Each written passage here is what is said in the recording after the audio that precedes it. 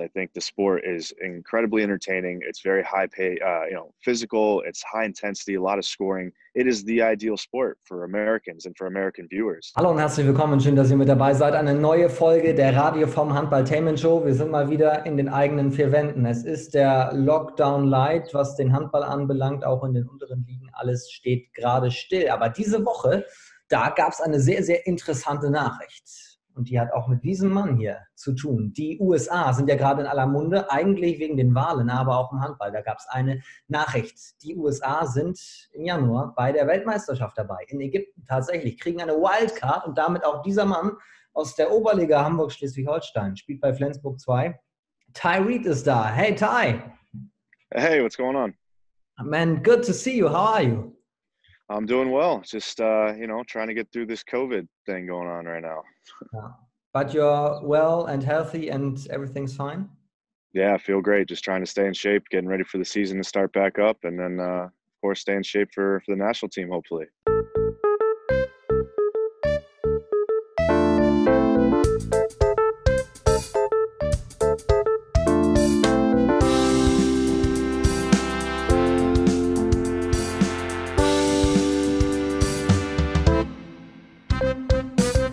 I have to say congratulations. It's maybe a big surprise. The US will be part in the World Cup 21 in Egypt.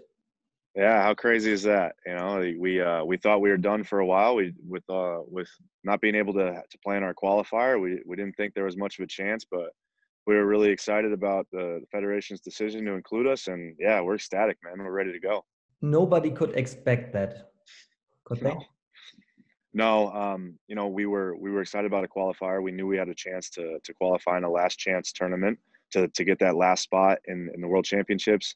But due to the coronavirus, they canceled that, and we thought that was our final chance. We didn't think that we would make it to this selection, and then to be able to be the team selected out of the few remaining was very surprising and very grateful news. How did you know about that, or when did you know about that? Only a few days ago. We have a group chat with our team, and everything was up in the air. Our coaches were meeting with the people that were making the decisions, and they just, they had no idea either. It was a surprise to everybody. So I woke up one morning and saw in the text message we were heading to Egypt. So it was very exciting.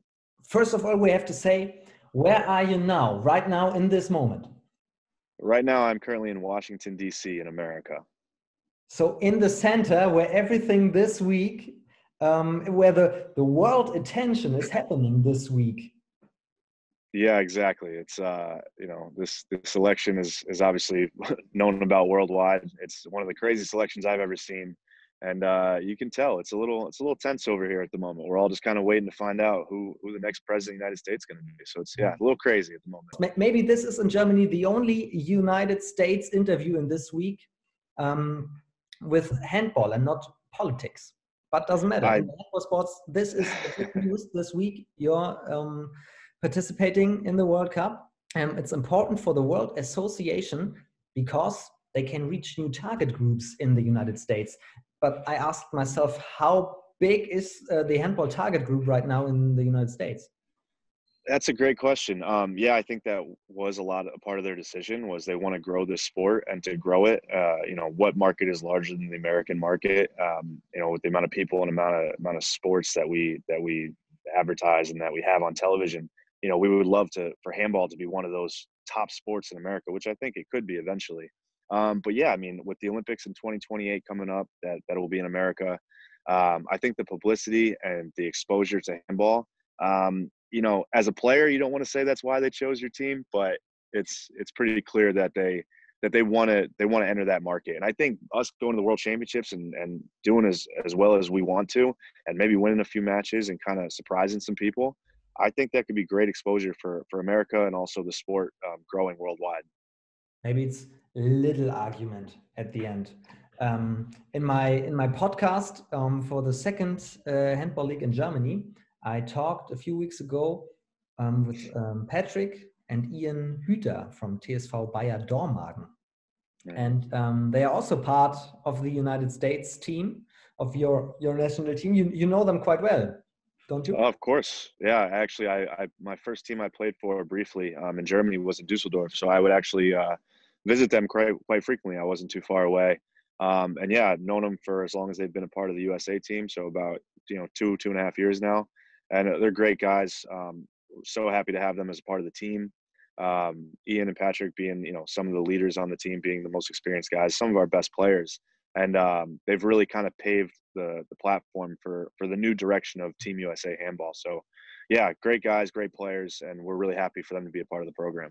There's this big sports market in the United States, but the sports market is about football, it's about basketball, it's about baseball, etc. How big is the attention towards handball? How can you be a part of this big sports market? I think it would be, if with the right funding, I think it's a very easy sell for Americans. I think the sport is incredibly entertaining. It's very high pay, physical. It's high intensity, a lot of scoring. It is the ideal sport for Americans and for American viewers. Yeah. The problem is that we don't know how to play the sport. There's just not that youth development.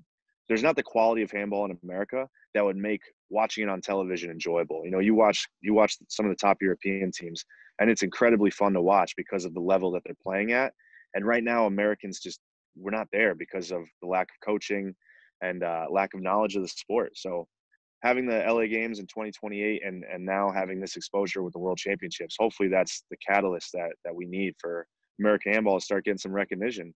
And I'm telling you, it could be a top, no offense to soccer or football, but handball is more fun to watch. And with the amount of people that watch Major League Soccer in America, there's not a doubt in my mind that we couldn't have a handball league that draws that same attention.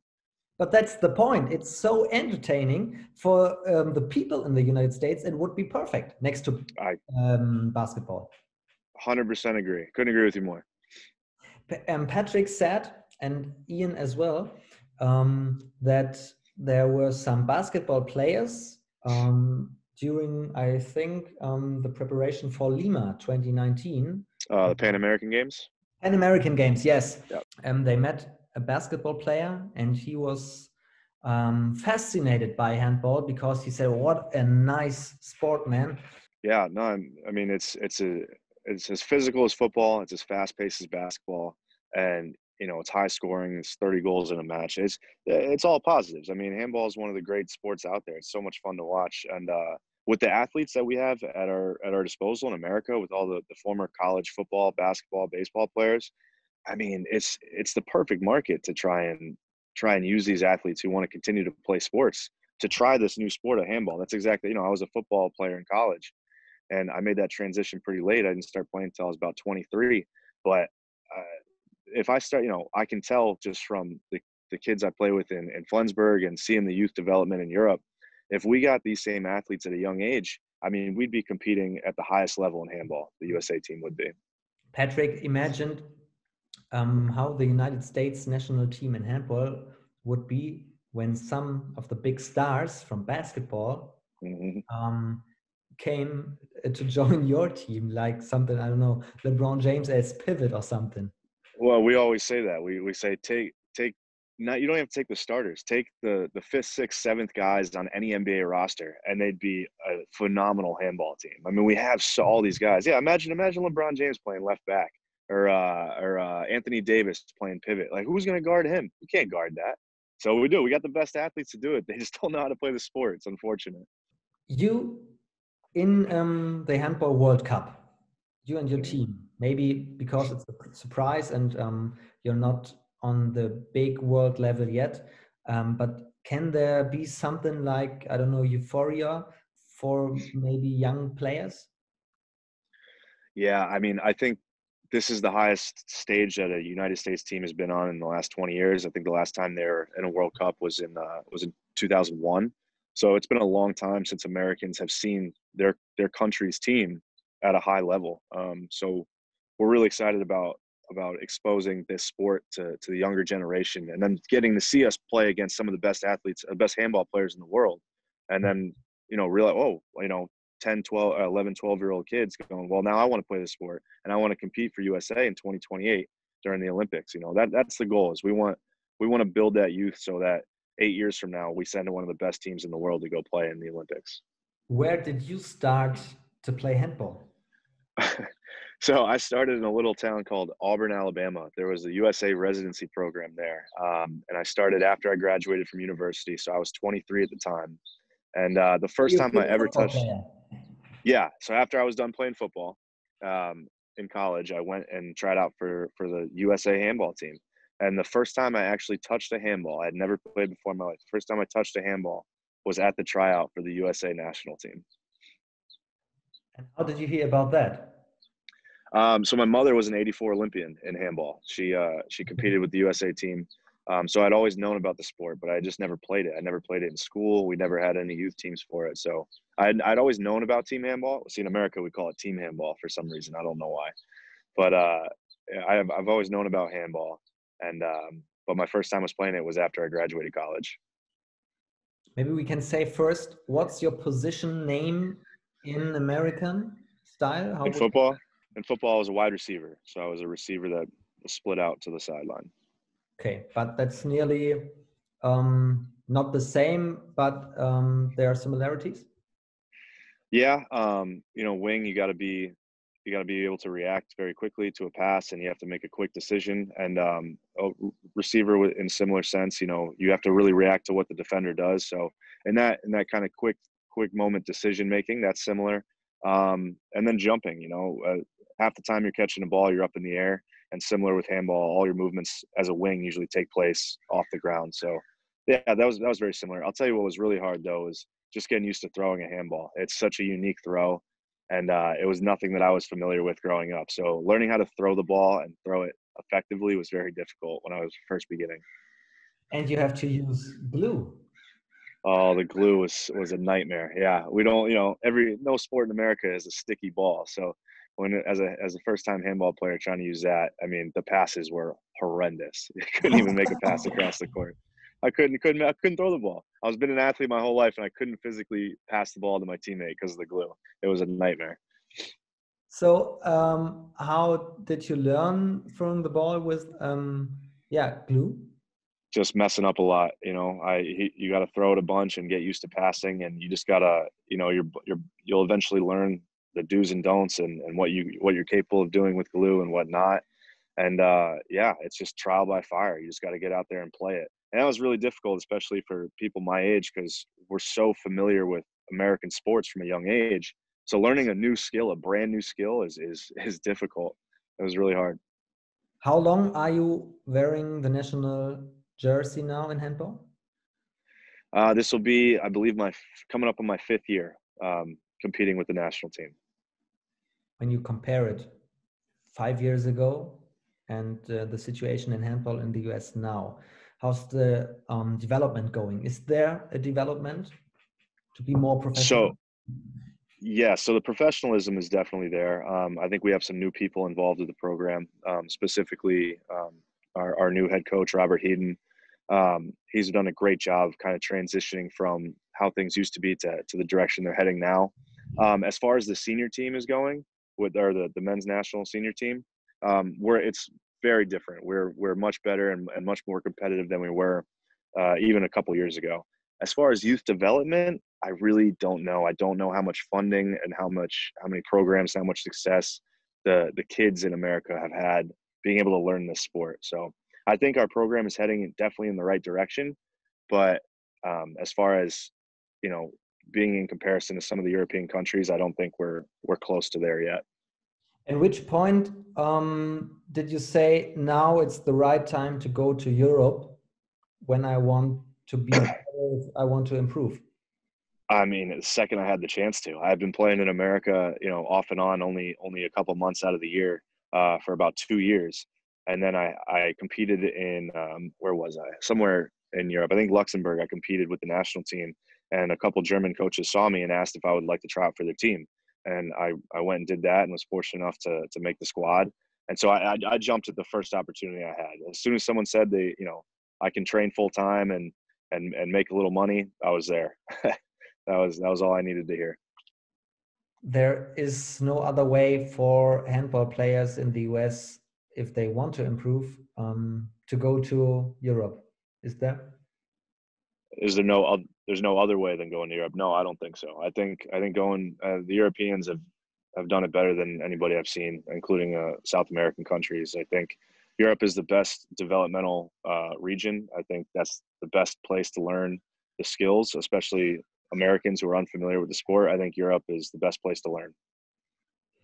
In your childhood, or maybe a few years later, was there a moment where you were dreaming of being a football star?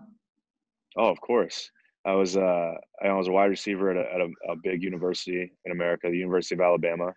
You know, got to play in front of 100,000 people. It's one of the, you know, coolest feelings ever. And of course, I would love to have continued my career and play in the NFL, but I was nowhere close to good enough to do that.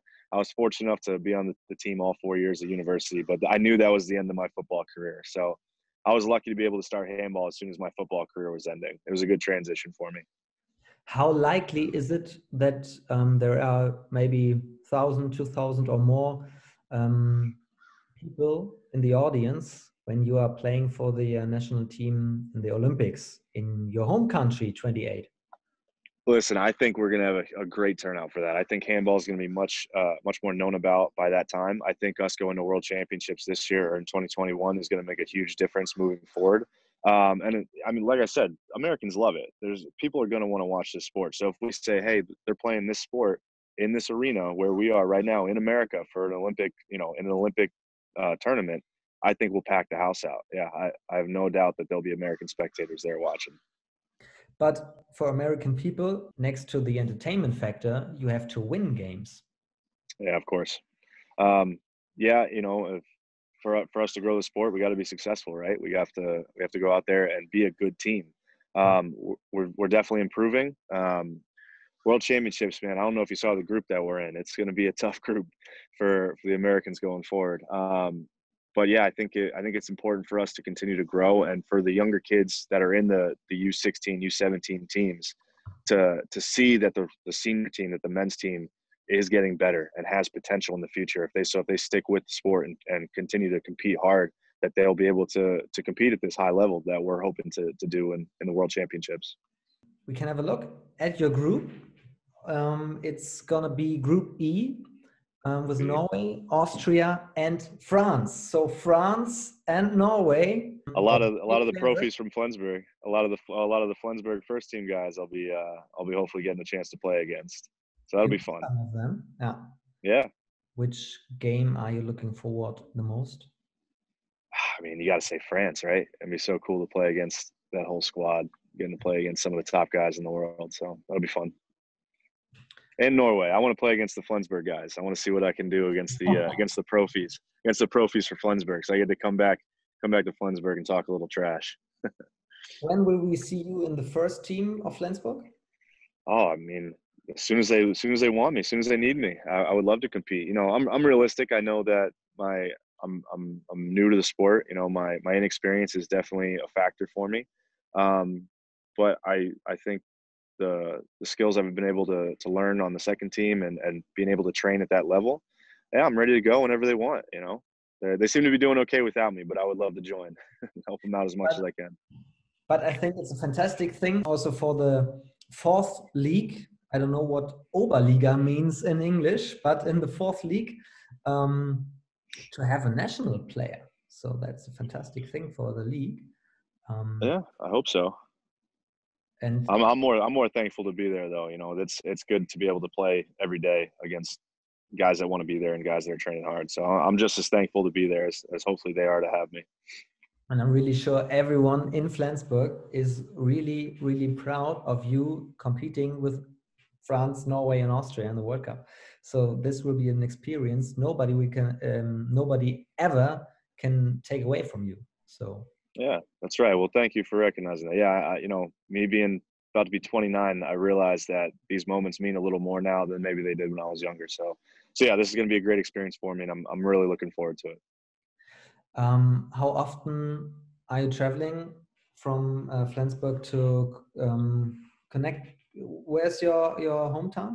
So Connecticut was my hometown, but me and my wife live in Washington D.C. now, full time. So Connecticut, well done. Connecticut. Perfect. That was perfect.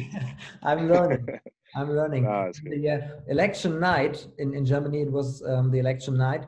I couldn't sleep. I watched the whole night through. I learned all the states and all the counties and all the cities. It was really fascinating. So Connecticut. Yeah, Connecticut. Yep, we one of the most democratic states in the country. So Connecticut's been blue for a long time. Okay, so Joe Biden won the state this year. Yes. Okay. Yeah, I think the Democrats have won every year. I don't know if Connecticut's ever been Republican. Yeah. How long have you been there now? But you're now in Washington D.C. Now in Washington D.C. Just moved here. I got here about 2 days ago. Okay, and when will you return to Germany after the lockdown? Yeah, as soon as they're ready to have us back. I know the season. They're hoping for November 30th being the return date. I think they're going to have to reevaluate that, and hopefully, if I can come back then, I'll be back November 30th. I'm really looking forward to meet you then again in person. Now, stay healthy, stay strong there in the United States, and take care. Thanks for your time and for the really interesting talk.